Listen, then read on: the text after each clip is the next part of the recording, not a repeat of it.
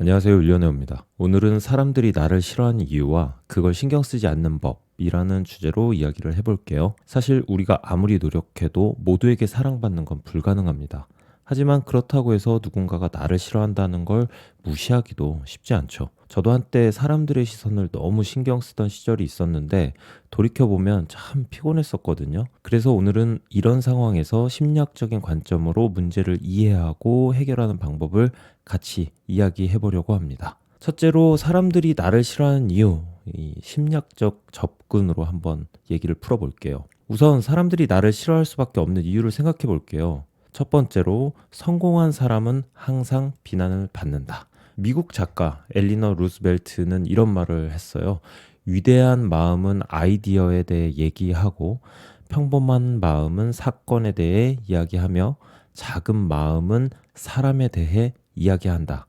남의 이야기를 많이 하는 사람은 보통 시기심과 질투가 많고 믿을 수 없는 사람인 경우가 많죠. 타인을 험담하면서 자신의 불평, 불만을 해소하는 경우가 대부분입니다. 나의 어떤 성장은 다른 사람들에게 불편으로 다가올 수 있습니다. 상대적 패배감이라는 감정의 화살촉은 성공한 사람으로 자연스럽게 향하게 되어 있습니다. 두 번째로 내 행동이 모든 사람에게 맞을 순 없다. 자, 예를 들어 아주 친절한 사람이 있다고 해봐요. 그런데 그 친절을 가식으로 보는 사람도 분명히 있어요.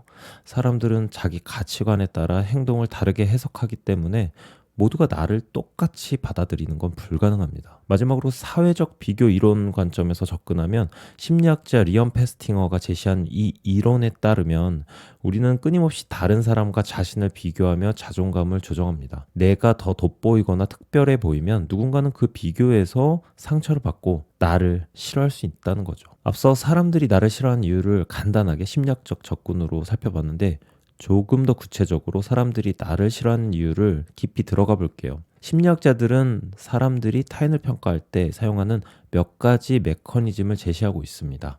첫 번째로 투사입니다. 프로젝션이라고 하는데 이건 제가 아까 언급했던 개념인데요. 누군가가 나를 싫어할 때 그 사람의 내면이 드러나는 경우가 많아요. 예를 들어 당신이 성공하거나 열심히 노력하는 모습이 상대에게 위협으로 느껴질 수도 있어요. 상대는 그 감정을 스스로 해결하지 못하니까 당신을 싫어한다는 태도로 반응하게 되는 거죠. 두 번째로는 인지부조화입니다. 우리가 말이나 행동으로 그 사람의 가치관이나 신념을 건드릴 때 생기는 불편함이에요. 예를 들어 누군가는 규칙을 무조건 지켜야 한다고 믿고 있는데 내가 그걸 다르게 해석하고 행동한다면 그 사람은 무의식적으로 불편함을 느끼고 나를 싫어할 가능성이 생깁니다. 세 번째, 집단 심리입니다.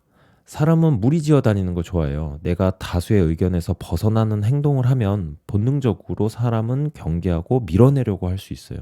이것도 무의식적으로 작동하는 거라 그 사람이 날 싫어하는 이유를 논리적으로 설명하지 못하는 경우도 많습니다. 자, 그럼 이제 내가 모든 사람에게 사랑받으려고 하는 이유에 대해서 좀 얘기를 해볼게요. 이제 우리 스스로에게 물어볼 차례입니다. 왜 모든 사람에게 우리는 사랑받고 싶을까? 여기에는 진화 심리학적인 배경도 있다고 합니다. 원시 시대부터 인간은 무리에 속해야 생존할 수 있었어요. 그래서 우리는 타인의 인정과 사랑을 본능적으로 추구합니다. 하지만 현대사회에서는 모든 사람에게 사랑받는 게 필요 없습니다. 오히려 모두에게 인정받으려 애쓰다 보면 내가 정말로 좋아하는 사람, 나를 진짜로 아껴주는 사람과의 관계도 흐려질 수 있습니다. 여기서 중요한 건 나 자신을 사랑하는 법인데요. 타인의 평가가 아니라 내 기준으로 나를 좋아할 수 있어야 해요. 내가 싫어하는 사람도 있다. 자, 보세요. 내가 모든 사람에게 사랑받으려 하는 이유가 있으면 사실은 내가 싫어하는 사람도 있습니다. 여러분이 싫어하는 사람도 있다는 거죠. 사람들이 나를 싫어하는 것만 고민하기 이전에 우리가 먼저 떠올려야 할 게 나도 누군가를 싫어한다는 것. 이걸 잊으면 안 됩니다. 예를 한번 들어볼까요? 학교나 직장에서 우리가 별로 안 맞는 사람이 각자 있을 거예요. 그 사람이 나쁜 사람이라서가 아니라 나와 성향이 다르고 내가 추구하는 것과 맞지 않기 때문이죠. 그렇다면 그 사람 입장에서도 나를 그렇게 느낄 가능성이 충분히 있는 거예요. 어떤 유명한 작가가 이런 말 했습니다. 누군가가 나를 싫어하는 것은 내 책이 그들에게 필요한 책이 아니라는 뜻이다. 결국 내가 모든 사람에게 맞추는 게 아니라 나와 맞는 사람들과 깊은 관계를 맺는 게 더 중요하다는 거죠. 자, 이제 우리가 타인의 시선을 신경 쓰지 않는 법을 좀 살펴볼까요? 본격적으로 신경 쓰지 않는 법.